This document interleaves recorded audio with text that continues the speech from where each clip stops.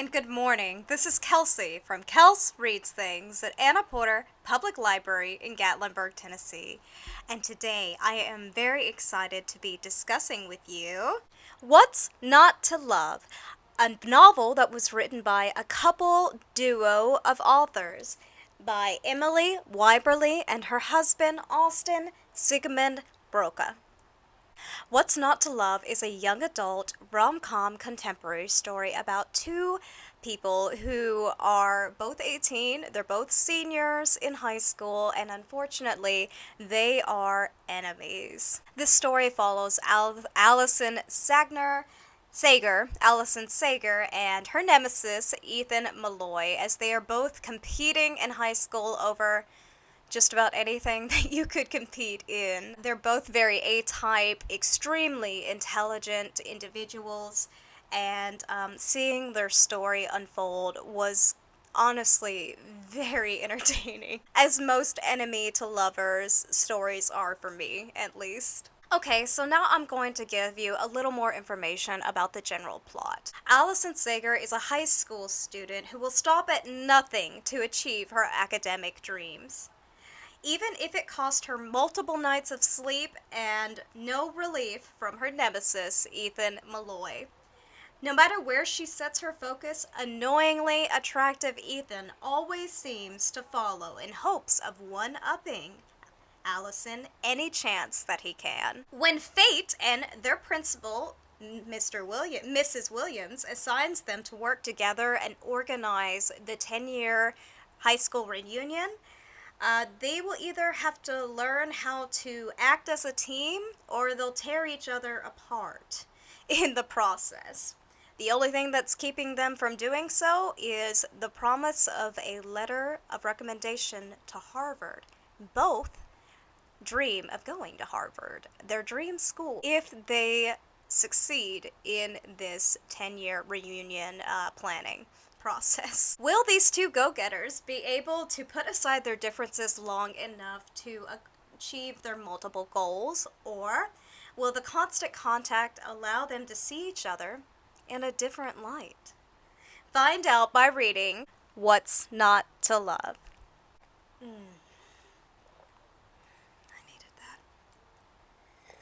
Okay, that was the general plot point for What's Not to Love. This is my first book I've read by Emily Wyberly and Austin Sigmund Broca.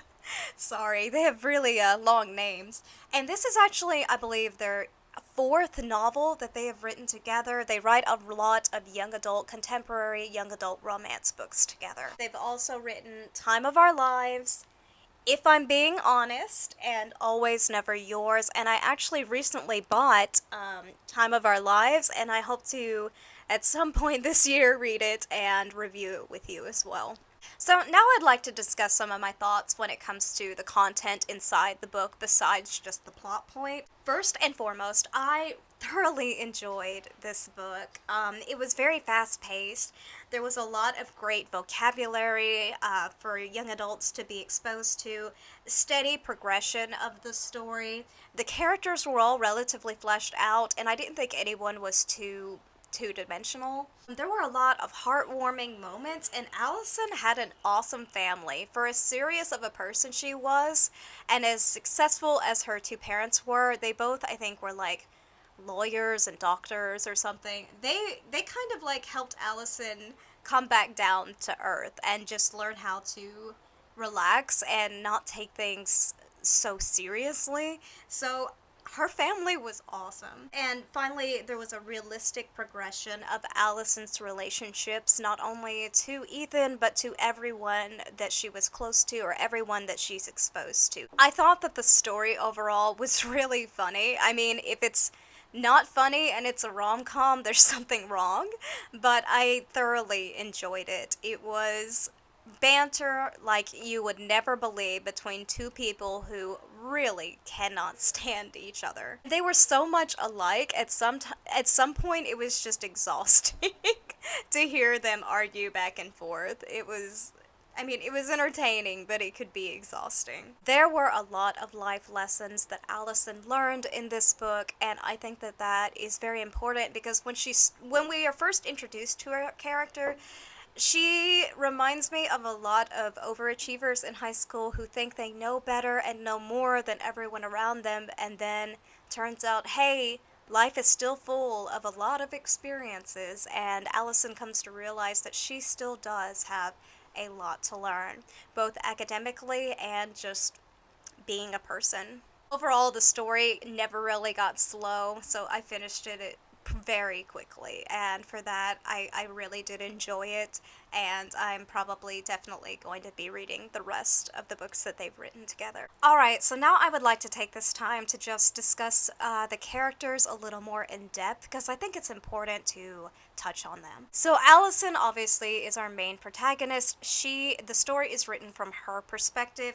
As I've mentioned, she is overly A-type, extremely serious, and I'm gonna be honest, a little bit full of herself. She is extremely intelligent, ambitious, and hardworking, so I will give her that. But, I mean, she will literally sacrifice eating and sleeping in order to one-up and beat Ethan Malloy at anything that they are involved in together. They're on the paper together, and she's the editor-in-chief, and he is their best writer. So as you can imagine, that offers opportunities for all kinds of drama and conflict between them. They're also all taking the same classes, and of course they both dream of going to Harvard. So they are trying to beat each other out to make sure that one of them gets that spot. Her entire bedroom was dedicated to research and academic-driven plans, as well as extracurricular plans. It was very impressive. It almost, in the book, it almost felt more like an office than her bedroom. It was all mapped out with extreme precision. I was very jealous of her organization skills. I really did admire Allison's drive and her go-getterness. However, with that also comes her judgment. She was extremely judgmental at first, especially when it came to her sister, Jamie. And Jamie is about, I think she's like 26 or 27.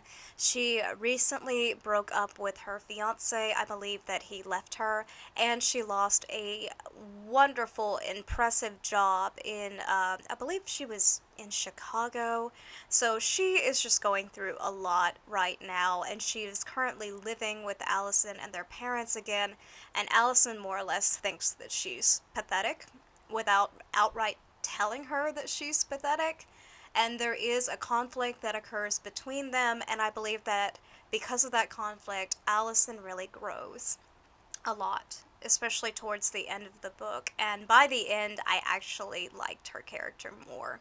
Allison is eventually called out by another character on her judgment as her own character flaw, and it really, I think, helps her put things into perspective and realize that she's not perfect all the time, and neither is anyone else. Allison definitely made some questionable decisions during the course of this book. When you are that much of an enemy towards someone and you are that driven, I believe it's possible to go to extreme measures, and Allison certainly did. Hey, it made for entertaining reading, I will say that. And overall, she was a bit hard to relate to for me at first, just because she was so, I guess, self-absorbed. However, and because she seems angry all the time. However, I believe Ethan and his schemes had a lot to do with her temperament, and I also think getting to know him better and the progression of their relationship also helped her kind of, again, put things in perspective and learn how to not take life so immensely seriously. Now I'm going to talk a little bit about Ethan, and then I'm going to talk about the progression of their relationship, and then I will probably wrap it up for today. Ethan and his antics against Allison were hilarious. He was a lot easier to relate to, even though we never got a chapter from his perspective, because he was more charming, a little more easygoing, and he tended to mingle with the other students, whereas Allison, her whole life was dedicated to all of her extracurriculars and her responsibilities. So it was interesting to see a character who's also an A-type, also extremely intelligent, but have a little more personableness about him. However, he could be on the border of cruel with Allison at times, but again, they were extreme enemies at first, so the story kind of wouldn't exist without that element. She could be cruel to him too, and so it kind of evened out.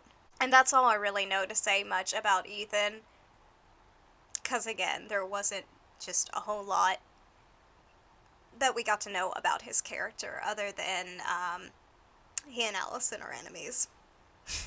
And that's about all I got. Okay, so the progression of these two characters being absolute enemies to being something more was very entertaining to watch, because this isn't one of those enemy to lover stories where one character is secretly attracted to the other one. They genuinely hated each other, and that was something that I liked seeing, because I kept expecting him to admit that he followed her to every single extracurricular she was doing just to spend more time with her. No, he legitimately was trying to one-up her, and that was just refreshing that these two individual characters had the same goals, and there wasn't like an underlining of manipulation involved at all. I think it's because they hated each other so much that the romance was just that much more entertaining for me, because it's almost like it flipped a switch and they were just suddenly a couple. It wasn't necessarily suddenly. There were definitely a few times where they met up and things happened. And that's all I'm going to say, because otherwise I'm going to be ending up giving something away. And I guess I should say at this time there are no explicit scenes in this book. It's very much a young adult book. However, I would give it maybe a rating if it were a movie, maybe PG-13. Again, never my job to tell you or your child what to read. I'm just giving you a general idea of how I would rate the book. But yes, the romance in general was very entertaining because it was something that I hadn't really run into before. Again, with the enemies to lovers thing, it's usually the man that secretly is in love with the woman, and that just wasn't the case here, and I think because of that, it was just more original, and it made me like it a lot more. Okay, so overall, I very much enjoyed this book. The characters, specifically Allison, at times were hard to relate to.